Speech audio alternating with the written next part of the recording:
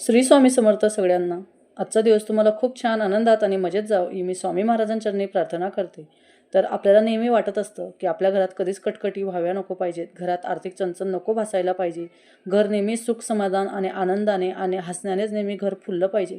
तर बघा, आपल्या घरामध्ये सुख शांती कधी येईल तर ज्यावेळेस अमावस्या, पौर्णिमा, काहीतरी कुठले तरी सण आहेत किंवा कुठले तरी व्रत वैकल्य आहेत, त्या दिवशी आपलं घर नेहमी स्वच्छ सुशोभित असलंच पाहिजे.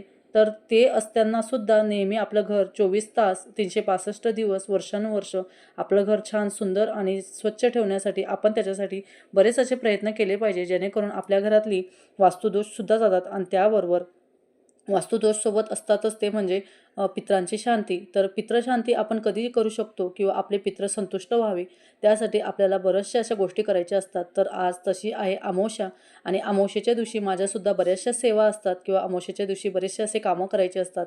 जसे की उंबरठा पूजन करायचं असतं, आणि संध्याकाळच्या वेळेस ज्या काही गोष्टी असतात जे की उंबरठा असतो आपलं. तर घरातनं जेव्हा आपण बाहेर एंट्री करतो तर घरातनं बाहेर जाताना उजव्या साईडला एका वाटीमध्ये तांदूळ घ्यायचे. त्या तांदूळमध्ये भीमसेन कापूर टाकायचा आणि तो जाळायचा, आणि आपल्या पितरांना आपण शांती म्हणून त्यांच्यासाठी काही सेवा करायची असते. तर अशा बऱ्याचशा गोष्टी मी पौर्णिमेच्या दिवशी आणि अमावस्येच्या दिवशी करत असते.